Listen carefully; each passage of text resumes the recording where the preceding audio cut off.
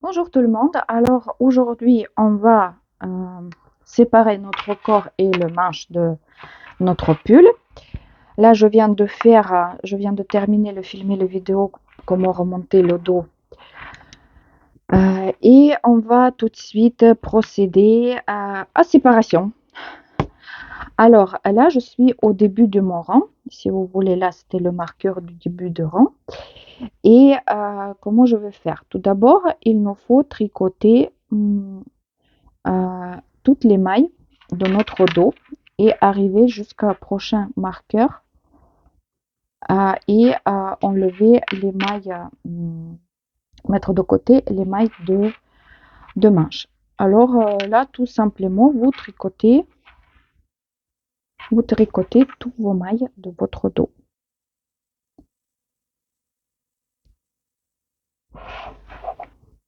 Là, j'ai tricoté mes mailles de dos et j'ai préparé une aiguille comme ça avec un fil parce que je n'ai pas en ce moment de câble de 42 libre pour mettre mes mailles de manche de côté. En général, je fais toujours avec les câbles parce que c'est plus pratique, plus simple. Après, je visse simplement, vous savez, les aiguilles et c'est parti pour les manches. Mais là, de toute façon, vu que ce sont les aiguilles numéro 9, je n'ai pas les aiguilles numéro 9 courtes. C'est-à-dire que je serai obligée quand même de tricoter mes manches avec la technique Magic Loop. Alors, ça fait rien du tout. Je serai obligée quand même après faire les manipulations, machin et tout ça. Alors, ça fait rien. Qu'est-ce que je fais en général avec mes mailles,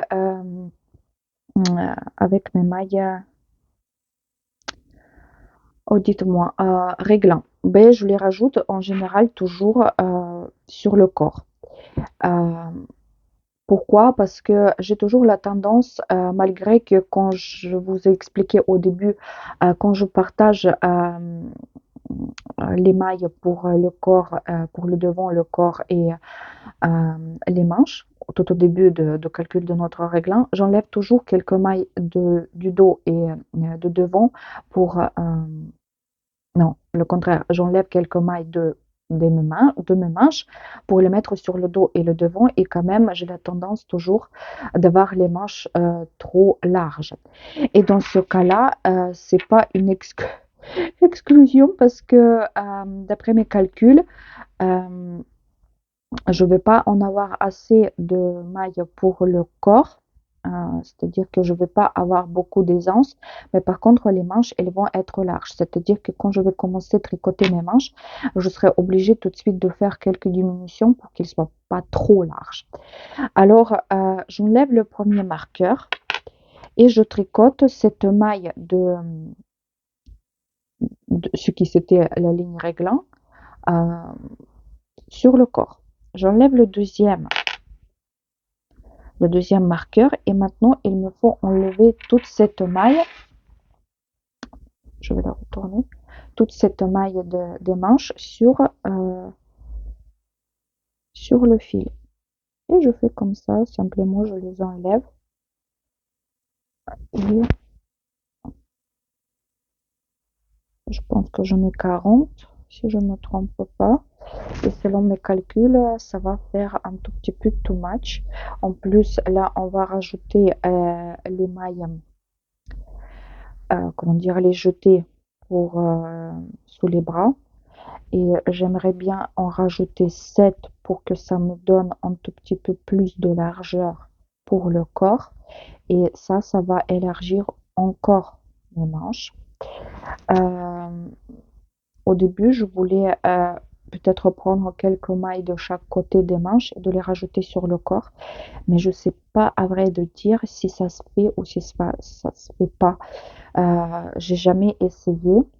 Et je pense que ça va faire un tout petit peu bizarroïde. C'est pour ça que je ne veux pas me lancer dans le truc que je connais pas trop. Et je ne veux pas surtout après de vous montrer les choses qui tiennent pas la route. De toute façon, voilà. Si vous n'en avez pas assez de largeur, vous rajoutez des mailles sous les aisselles. Ça peut sauver la situation. Et si vos manches ils sont trop larges, Simplement, il faut faire comme un, grosso modo, comme un gousset tout de suite sous les aisselles. Je vais vous le montrer. Voilà, là j'ai mis toutes les mailles de manche sur le fil. Hop, j'enlève ce marqueur. Je bouge un peu pour ne pas le perdre. Là, simplement, je vais faire le nœud, un nœud, pour que ça se perd pas après. Comme ça, on a un peu de vue. Non, c'est pas très large, mais on verra. Et vu que c'est pareil, c'est la première fois que je tricote avec cette laine d'Europe Swish, je vous rappelle. Je sais pas si après le lavage, elle s'étire beaucoup, comment elle se comporte. Je vais couper un tout petit peu parce que j'ai pris le fil trop long. Et maintenant, il me faut monter les mailles sous les aisselles. Comment je les fais?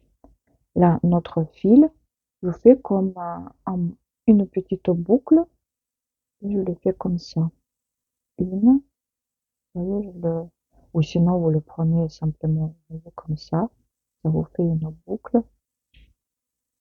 Moi, je vais monter 7 comme je vous ai dit. 3, 4, 5, 6 et 7. Voilà. Comment ça se calcule aussi? Parce que c'est pareil, en fait, si vous voulez, il y en a beaucoup qui le calculent, combien de mailles il faut monter sur les aisselles, parce que c'est pareil, on dit que ça doit faire selon les tailles, ça doit faire entre 3 et 5 centimètres. Moi, je fais pareil un tout petit peu. Je regarde pas combien ça doit me faire en centimètres. Je regarde simplement, est-ce que je n'ai assez de largeur pour le corps? Est-ce que je n'ai assez de largeur pour les manches? Si je vois que c'est trop large, je vais monter le nombre de mailles minimum, c'est-à-dire 4. Je fais pas moins que 4. Même pour Adèle, je fais pas moins que 4. Si c'est vraiment, après, je vois qu'il me manque beaucoup de largeur, je peux aller jusqu'au 12. Et ça dépend aussi de grosseur de fil. Parce que là, par exemple, avec ce fil, avec cette laine, vu qu'elle est épaisse, je ne peux pas me permettre de monter 12 mailles. Ça va faire too much. Et vous voyez, par exemple, dans ce patron, pareil, il y avait pour certaines tailles, il y avait le nombre de mailles sur les aisselles 22. Certes, le fil, il est beaucoup plus fin. Mais même, vous savez, si vous prenez, par exemple, le fil, ce qu'on appelle style fingering, je crois que ça s'appelle comme ça en français. Euh, je sais pas, par exemple, alpaca de drops. Je crois que c'est 175 mètres dans les 50 grammes ou quelque chose par là. Même là, je ne monterai pas, par exemple, les 20 mailles parce que ça fait après, ça va se voir sur les aisselles et ça fait pas joli. Moi, je vais jamais au-delà de 12 mailles, même si la laine est très fine. Voilà. Après, vous vous basez, moi, je me base toujours, voilà, sur le largeur que j'ai, les anses, machin et tout ça. Mais pas au-dessous de 4 et pas au-dessus de 12. Pour moi, c'est la règle que j'utilise. Voilà. Là, j'ai la maille de la ligne réglant. J'enlève le marqueur. Et là, c'est le devant. Je continue. Et je tricote tout le devant jusqu'à la prochaine manche. Là, j'ai tricoté tout le devant. Pareil, j'enlève le marqueur. Je tricote la maille qui était la maille réglant. J'enlève le marqueur. Et là, je prends mon aiguille et l'autre bout, encore un bout de laine que j'ai déjà préparé. Et je vais enlever les mailles de la manche. Après, en fait, je vois que je suis super en retard avec ce pull. Je pourrais déjà le porter, mais comme je vous ai dit dans les vidéos précédentes, il y avait beaucoup de problèmes et de petits soucis à régler dans la vie personnelle. Et après, voilà, le travail, il faut y aller aussi, malheureusement.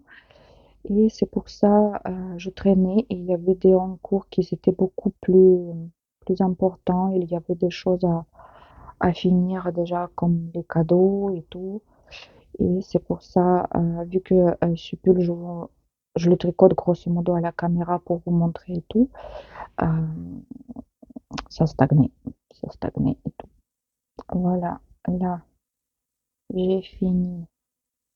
J'enlève le dernier marqueur.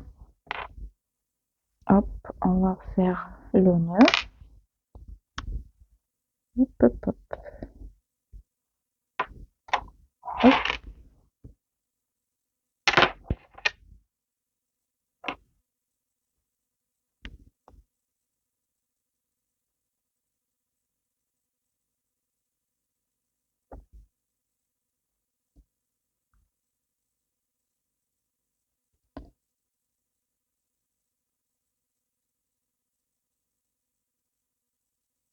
Qu'est-ce que je fabrique là?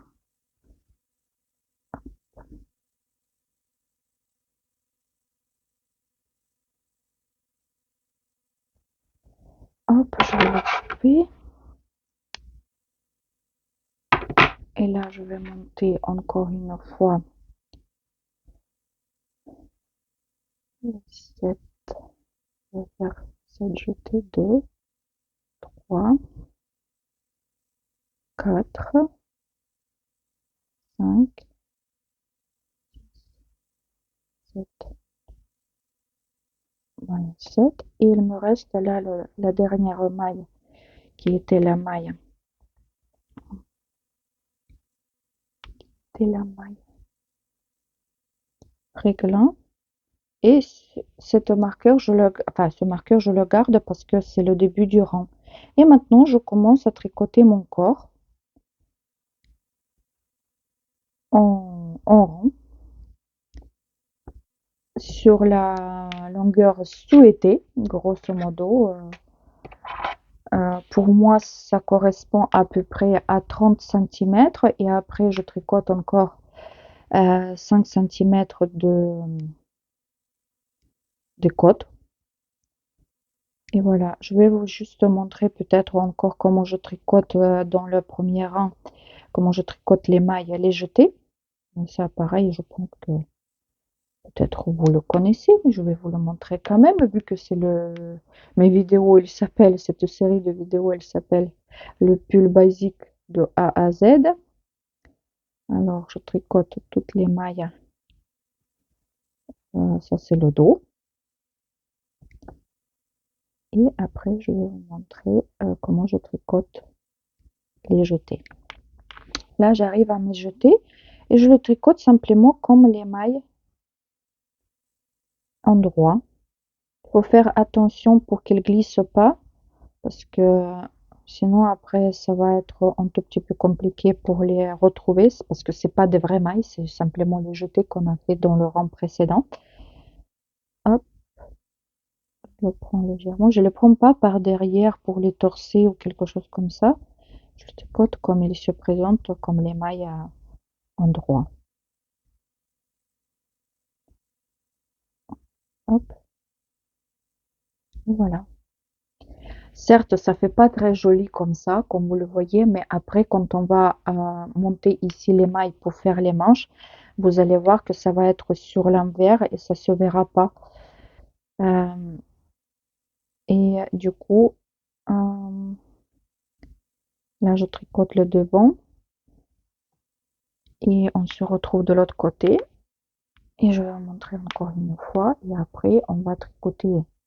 Vous allez tricoter tout seul. Et moi aussi, je vais tricoter tout seul. Et moi, je pense, comme je vous ai déjà dit, je tricote jamais le corps, grosso modo, en entier. Enfin, je sais qu'il y en a beaucoup qui tricotent, voilà, le corps, que je vais vous dire. Et après, quand c'est terminé, il commence à tricoter les manches. Je crois que je vous ai déjà dit dans mes vidéos précédentes que je fais pas comme ça. Moi, toujours, quand je sépare les manches et le corps, je tricote à peu près, je sais pas, 10 centimètres de 10, 15 centimètres, la moitié, on va dire, du corps. Et après, je préfère faire les manches. Pourquoi? Parce que si vous tricotez le corps, même si vous faites le nombre de, enfin, les centimètres qui sont indiqués, par exemple, euh, dans le patron, euh, après, quand vous tricotez les manches, à la fin, votre corps, il va remonter et vous allez vous retrouver avec le corps qui est trop court par rapport à ce que vous souhaitez d'avoir. Certes, vous allez me dire que oui, mais si on fait le nombre de centimètres qui est indiqué, c'est bon. Non, c'est pas bon. Un exemple récent que je vais vous montrer dans le podcast parce que là, le pull, il sèche. J'ai tricoté le pull qui s'appelle, attendez, je vais vous le montrer celui-là, Fellow. Et j'ai fait un j'ai fait une expérimentation, c'est-à-dire que j'ai tricoté, je crois qu'il y avait 15 centimètres du corps. J'ai fini justement, j'étais à la fin d'une pelote et j'ai commencé à faire les manches. Et quand j'ai fait les manches, là où j'avais 15 centimètres du corps, ça a remonté et ça faisait que 12. Alors, euh, oui, parce que vos manches, elles vont tirer vers le haut votre ouvrage. C'est pour ça que je conseille toujours de faire grosso modo tout d'abord les manches et après finir le corps. Là, vous voyez, j'arrive aussi à me jeter. Je les tricote comme les mailles endroit. Hop.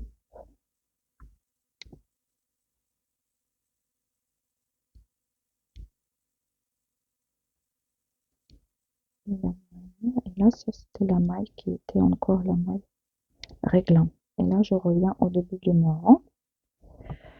Hop. Et comme je vous ai dit, là, je vais tricoter toute seule et vous, vous allez tricoter de votre côté aussi tout seul. Là, ce qu'il me reste de cette pelote, je vais tricoter, je pense, encore une pelote et après, je vais revenir vers vous pour voir comment on fait les manches.